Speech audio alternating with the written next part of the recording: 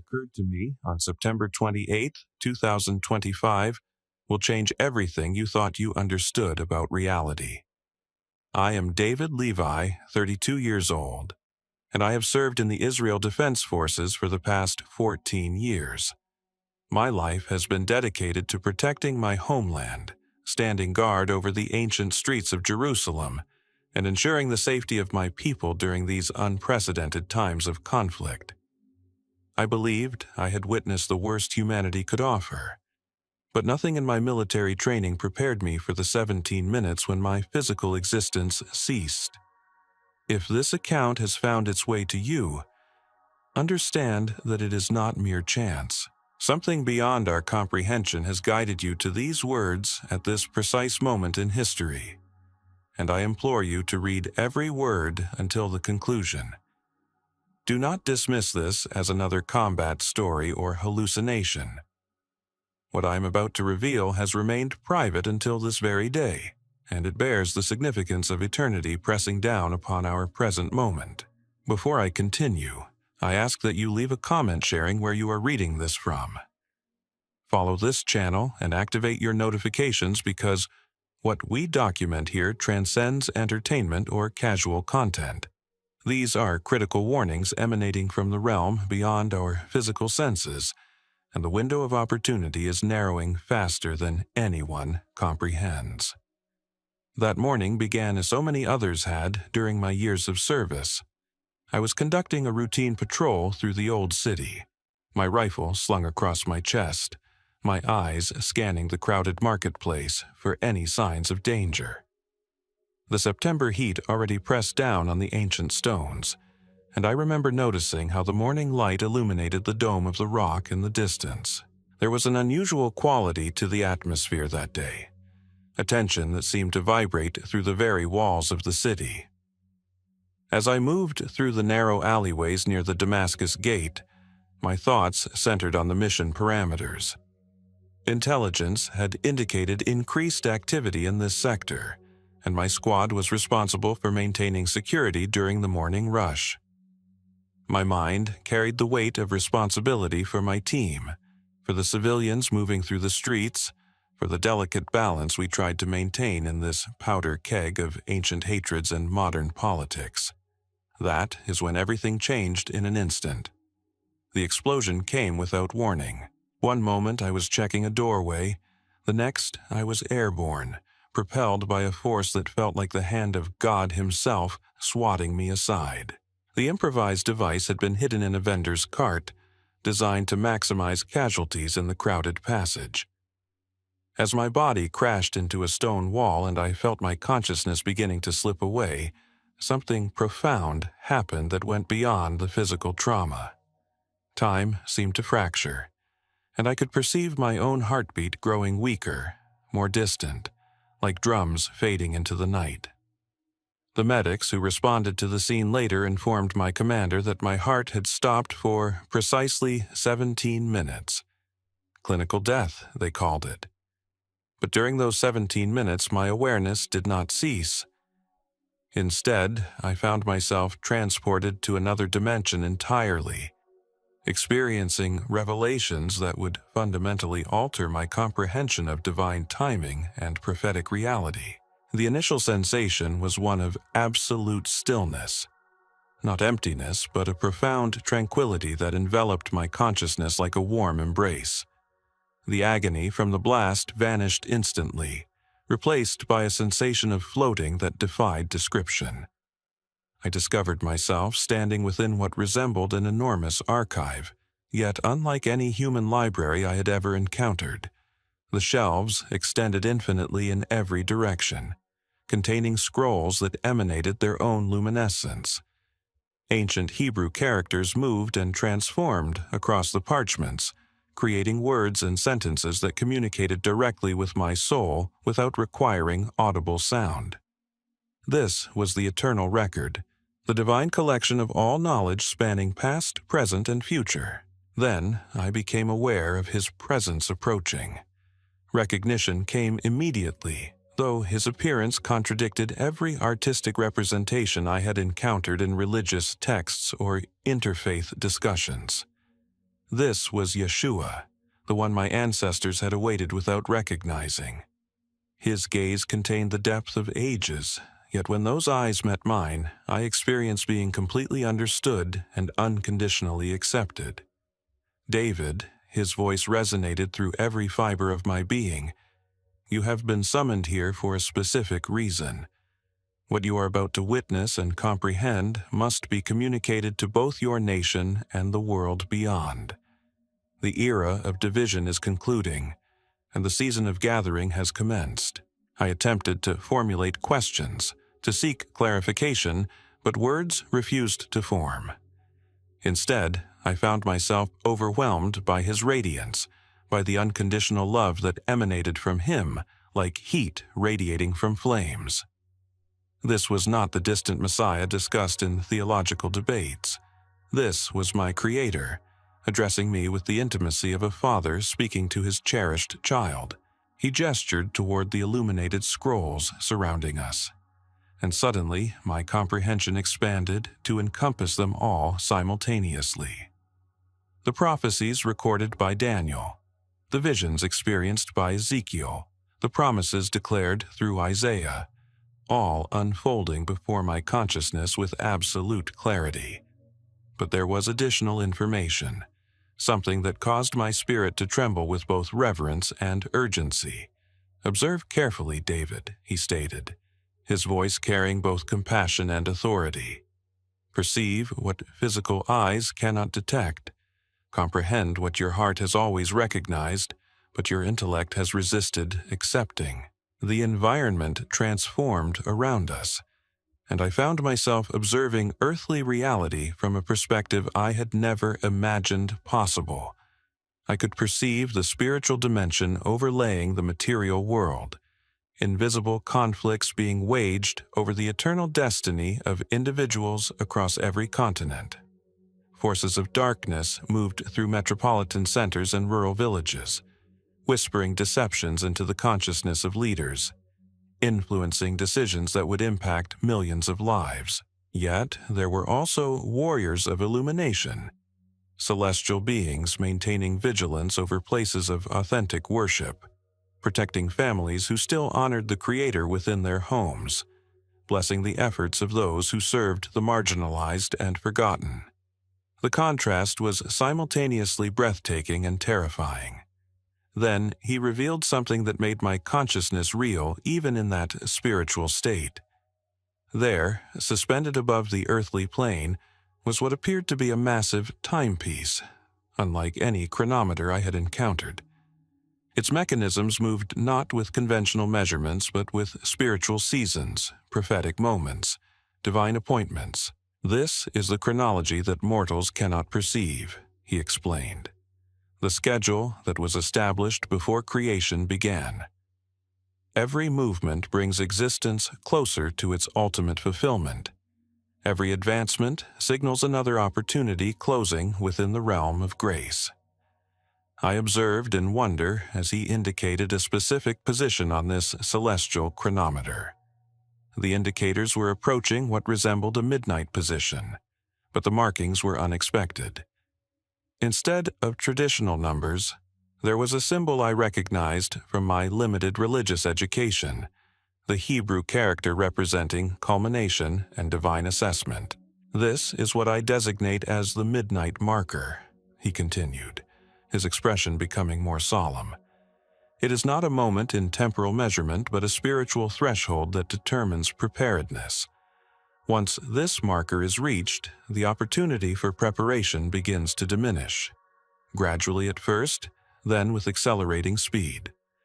As I studied this prophetic chronometer, I began to comprehend something that sent chills through my consciousness.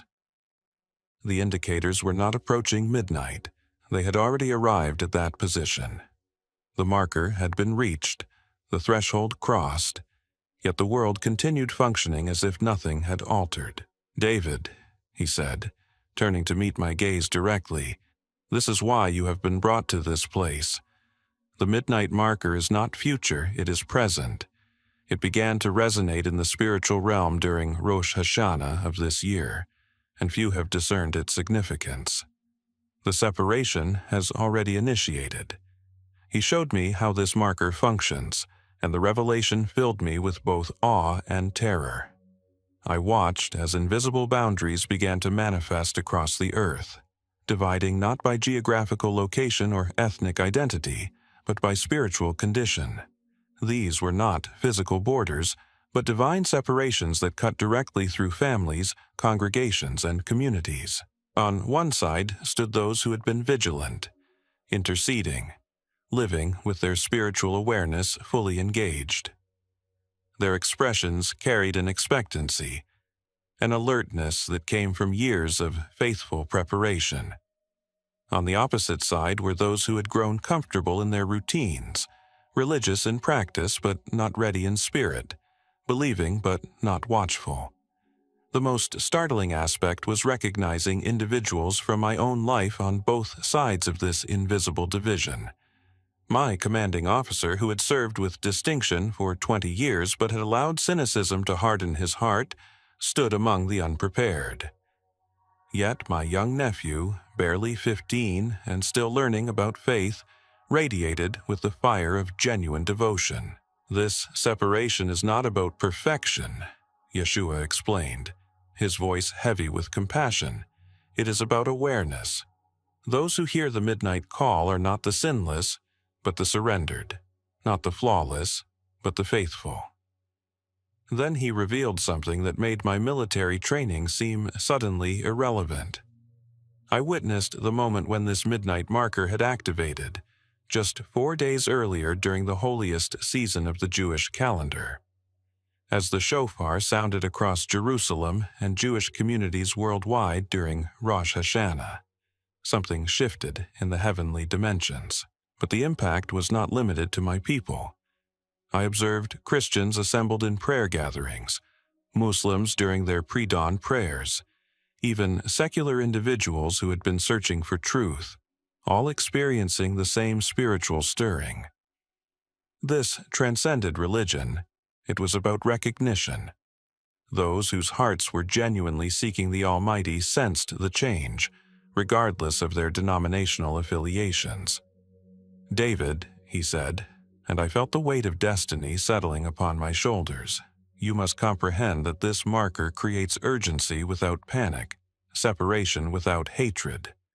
Those who cross this threshold do not forfeit their opportunity for salvation, but they enter a season where every choice carries greater consequence, where every opportunity becomes more precious." I observed as scenes unfolded, revealing the immediate effects of this spiritual checkpoint. Individuals who had been postponing critical decisions suddenly felt compelled to act. Marriages that had been struggling found either restoration or definitive endings. Business partnerships dissolved or solidified. Even world leaders began making choices that seemed to emerge from nowhere, driven by an inner compulsion they could not articulate. "The marker is like a spiritual accelerant," he continued. "It hastens everything. Hearts that were turning toward illumination move faster toward truth. Hearts that were hardening against truth descend more rapidly into deception." Then the vision shifted to show me specific events that would unfold in the approaching months. I saw October 15th marked clearly in characters of fire. On this date, a financial disruption would commence, not from conventional market forces but from divine intervention. Banking institutions would struggle to explain transactions that seemed to defy all logical explanation, while underground economies based on sharing and mutual support would spontaneously emerge. I watched families across multiple continents who had lost everything in this disruption, but instead of despair, they were discovering that their true treasure had never resided in their possessions. Communities were organizing themselves around principles of compassion and service, rather than competition and accumulation. November 7th appeared next in the prophetic timeline. I saw massive prayer gatherings forming spontaneously in major metropolitan centers worldwide. These were not organized by any denomination or religious authority, but by the Spirit Himself calling His people together. Jerusalem, New York, London, Tokyo, all witnessing unprecedented unity among believers from every background. But alongside these gatherings of the faithful, I witnessed something darker. Government officials attempting to restrict these assemblies, citing public safety concerns. Religious leaders who felt threatened by the authentic movements of the Spirit, speaking against these spontaneous revivals from their positions of authority. The division was becoming more visible with each passing day following the midnight marker. December 21st blazed before my spiritual perception with particular intensity. The winter solstice would bring what he called the Great Awakening, but not the gentle revival many anticipated. I saw the Holy Spirit moving with such power that individuals would be unable to ignore his presence. Miracles would become commonplace, but so would persecution. Children would begin speaking prophecies they could not possibly comprehend. The elderly would receive visions of the approaching kingdom. Even animals would behave strangely, as if sensing the imminent transformation of all creation. "David," he said, his eyes now blazing with holy fire, "you see these events not as distant possibilities but as immediate certainties. The midnight marker has guaranteed their fulfillment. What you experienced in your physical death is nothing compared to the spiritual death that will overtake those who continue to sleep through these signs."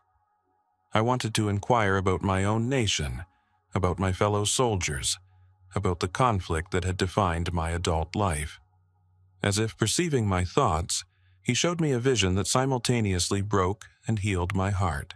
I saw the Western Wall filled with both Jews and Gentiles, worshiping together in a manner that transcended all historical divisions. Orthodox rabbis stood beside evangelical pastors. Muslim converts who had found truth embraced Catholic priests. The barriers that had caused so much bloodshed were dissolving in the presence of authentic divine encounter. But the unity was not forced or artificial. It emerged from a shared recognition of the same Creator, the same Messiah, the same desperate need for divine intervention in a world spiraling toward its conclusion. "Your nation has been preserved for this hour," he told me, "not to remain separate, but to help lead the final harvest. The gifts I gave to Israel, the understanding of covenant, the reverence for Scripture, these will be essential as the nations seek truth in the darkness." Then he showed me the most difficult vision of all. I saw those who would reject these signs, even as they multiplied around them. Religious leaders more concerned with maintaining their positions than acknowledging divine intervention. Politicians offering rational explanations for clearly supernatural events. Media personalities dismissing the spiritual significance of miraculous occurrences. Most heartbreaking were the believers who would witness all these signs and still refuse to accept their prophetic importance. Their hearts had become so comfortable, so insulated from spiritual urgency, that even obvious divine intervention could not penetrate their willful blindness. "The midnight marker reveals what was always present," he explained.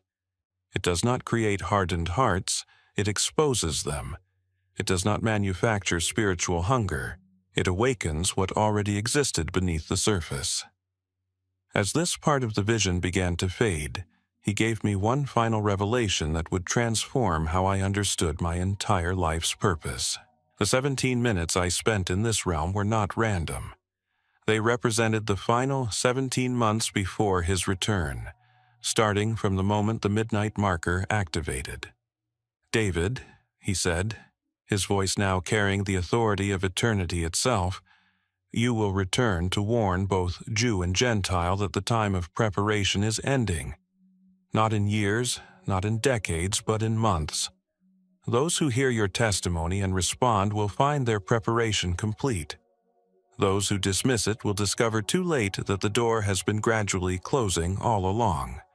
The magnitude of this revelation pressed down on me like physical weight. 17 months.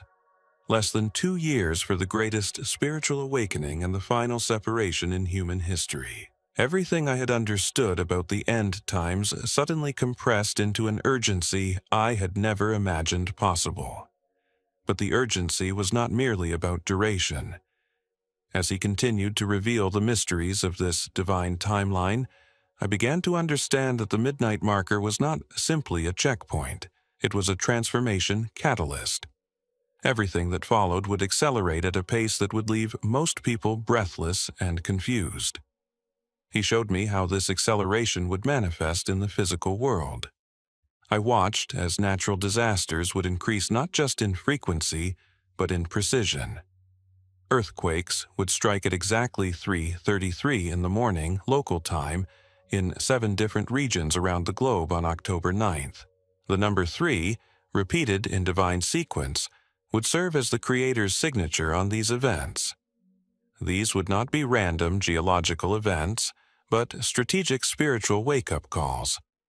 In each affected area, the tremors would create formations in the ground that resembled Hebrew letters, spelling out words that biblical scholars would recognize as direct quotes from the prophetic books. Scientists would dismiss these patterns as coincidental, but those with spiritual discernment would understand their true meaning.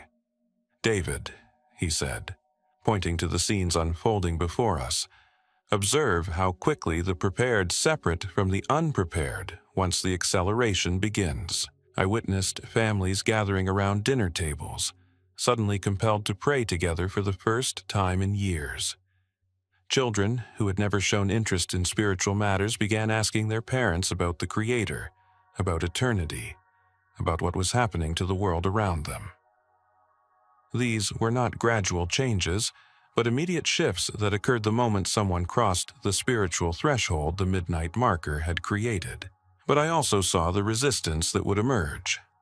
I watched government officials holding emergency meetings, trying to develop strategies to contain what they would call mass hysteria.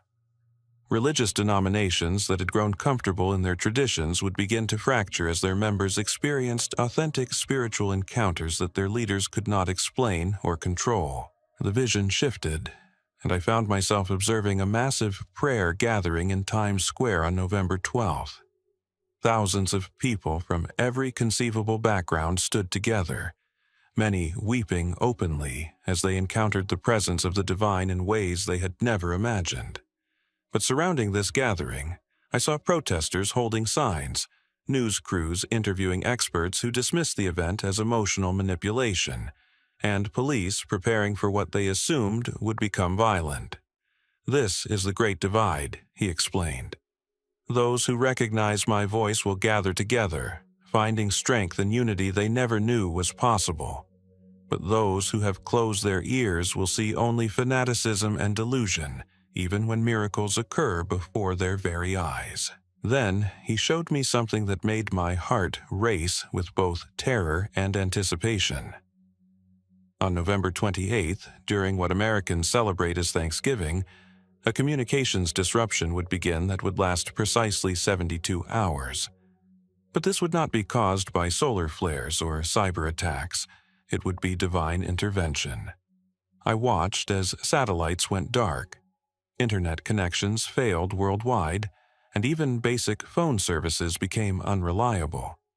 For 3 days, humanity would experience a technological silence that would force millions to confront their dependence on artificial connections rather than authentic relationships. But during this period of earthly silence, something extraordinary would happen. People would discover that their ability to hear from the spiritual realm had been dramatically enhanced. Prayer would become genuine conversation with the divine. Many would experience audible answers to their requests for the first time in their lives. Children would be particularly sensitive during these 72 hours, serving as conduits for messages that adults had become too sophisticated to receive.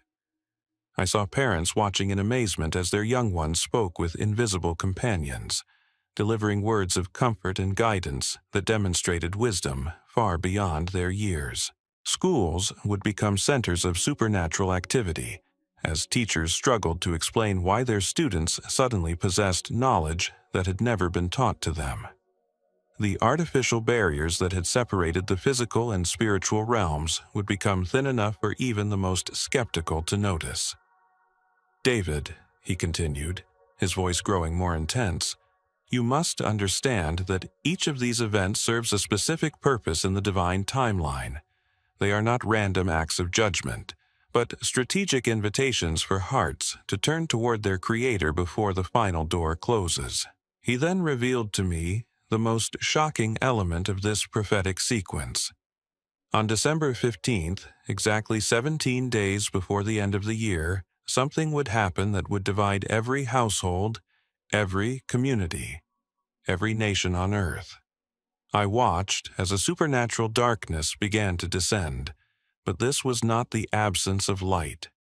It was the presence of holiness so intense that only those who had prepared their hearts could endure it.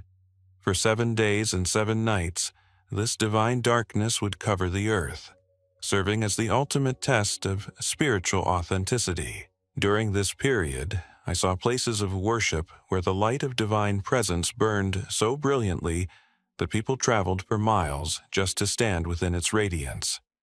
These were congregations where the leaders lived modestly, where the focus was on feeding the hungry rather than building impressive facilities, where prayer was valued more than programs. But I also witnessed magnificent structures and holy sites that remained shrouded in impenetrable shadow. These were places where religious leaders lived in luxury, while their followers struggled, where political messages had replaced spiritual truth, where the Creator's name was used to justify division and hatred.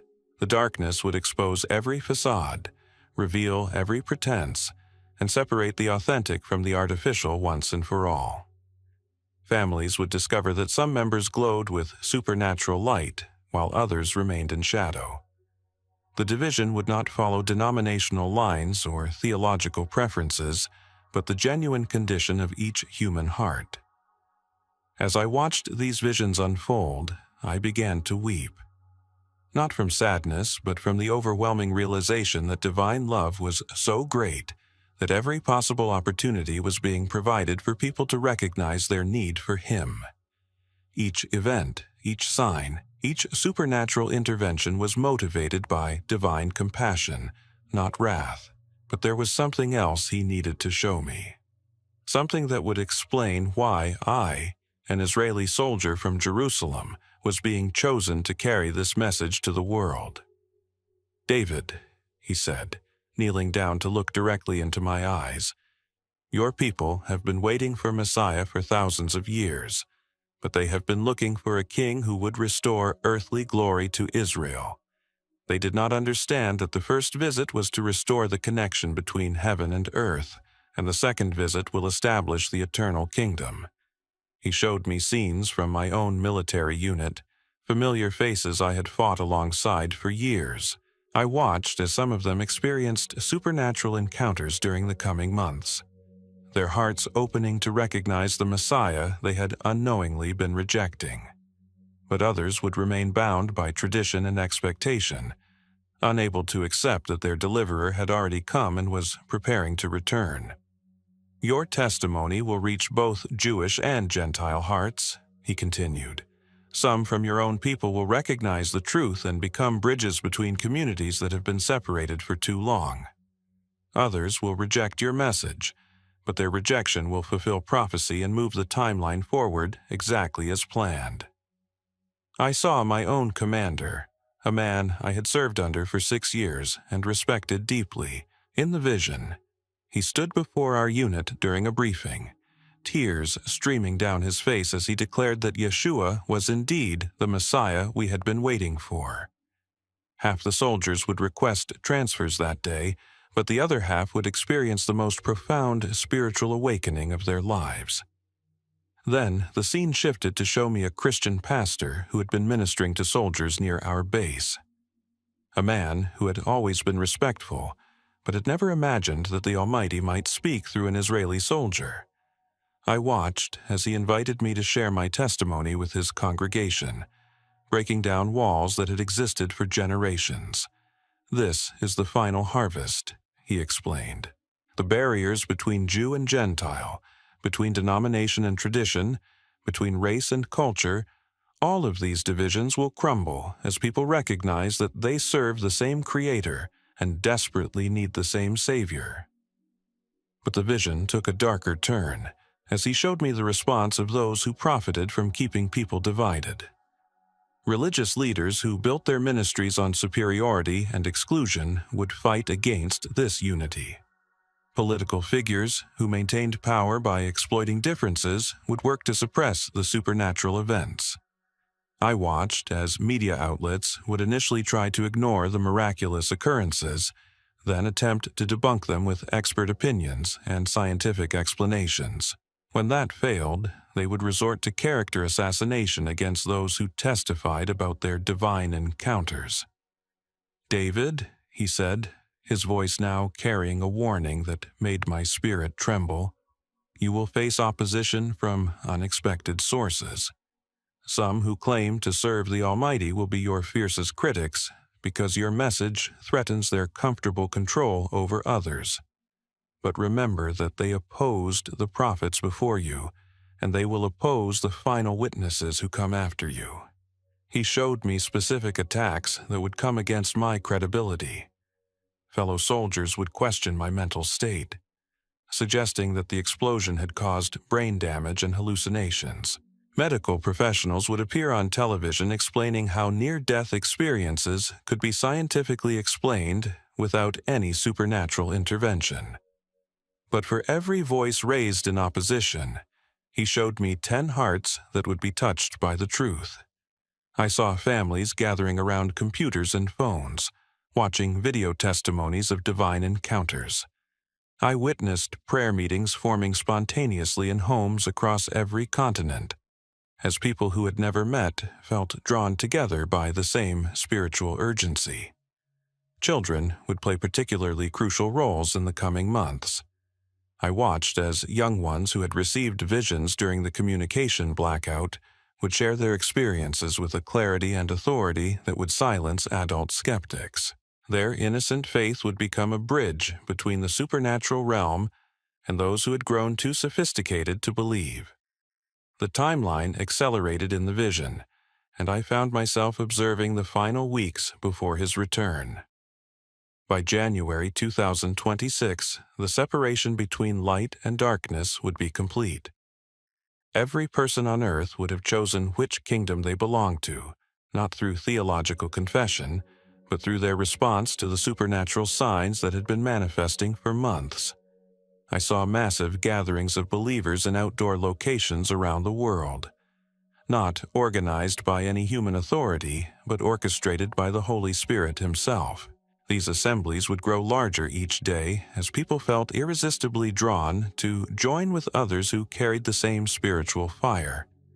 At the same time, I witnessed the formation of what could only be described as counter-gatherings, groups of people who felt equally compelled to unite, but in opposition to the divine movement. These were not necessarily evil people, but individuals who had convinced themselves that the supernatural events were dangerous deceptions that needed to be stopped. The final vision he showed me was both beautiful and heartbreaking. I watched as the moment of his return approached, and 2 distinct groups of people became visible across the earth. One group looked up with anticipation and joy, their faces radiating peace even in the midst of global chaos. The other group looked around with fear and confusion, suddenly realizing they had missed something crucial but unable to understand what. "David," he said, as the vision began to fade, and I felt myself being drawn back toward my physical body. "You now understand why the midnight marker is both a warning and an invitation. Those who hear its call and respond will be prepared for what is coming. Those who ignore it will be caught completely off guard. The 17 months that remain are not a countdown to destruction, but a countdown to the greatest rescue operation in human history. Every soul that can be saved will be saved. Every heart that can be turned will be turned. Every person who can be awakened will receive their wake-up call. But the window is closing, not slowly, not gradually, but with increasing speed as each prophetic milestone is reached. What once took years now happens in months. What once took months now happens in weeks. As I felt my spirit being pulled back toward the scene of the explosion near Damascus Gate, he gave me one final instruction that would guide everything I would do upon my return. Tell them that love is calling, not fear. Tell them that hope is knocking, not despair. Tell them that the door is still open, but the hinges are beginning to move. The last thing I remember from that divine encounter was his smile, radiant with the joy of a father who knows his children are finally coming home, mixed with the sorrow of one who knows not all will choose to accept the invitation. Then suddenly, I was gasping for air as medics worked frantically over my body in a military ambulance racing toward Hadassah Hospital. The transition from that realm of perfect peace to the chaos of emergency medical treatment was jarring beyond description. The doctors said it was impossible for someone to be clinically dead for 17 minutes and return with such clarity of mind, but they do not understand that some journeys take us beyond the boundaries of medical explanation. When I opened my eyes in that hospital room, I was not the same David Levi who had been conducting patrol that September morning. I carried within me a message that burns like fire in my bones, a divine mandate that cannot be ignored. My wife, Rachel, sat beside my bed, her eyes red from tears she thought I would never see again. My parents had rushed from Tel Aviv, expecting to say goodbye to their son. But I had not been brought back to die. I had been sent back to warn, to prepare, to sound the alarm that the midnight marker is not coming, it is here. The mission is clear. Every person who encounters this testimony must choose. Will you recognize the spiritual checkpoint we have already crossed, or will you continue sleepwalking through the most crucial months in human history? The 17 months that remain are not just time passing. They are opportunities closing. Each day that goes by without preparation is a day closer to the final door shutting. I have shared with you what I witnessed beyond the veil, not to frighten you, but to awaken you. The midnight marker has separated the watching from the sleeping, and time is running out for those who think they have forever to decide. October 9th approaches with its synchronized earthquakes. October 15th looms with its financial disruption. November brings its supernatural gatherings, and December its divine darkness. These are not distant possibilities, they are immediate certainties. The timeline has been set, the clock is ticking, and the final harvest is beginning. If something in your spirit stirred as you read these words, do not ignore it. That is the Holy Spirit confirming what your heart already knows, that we are living in the final days before His return. Share this message with everyone you know, because one testimony can save a soul, and one soul can change eternity. The midnight marker is sounding, the door is still open, but the hinges are moving. Answer the call while there is still time.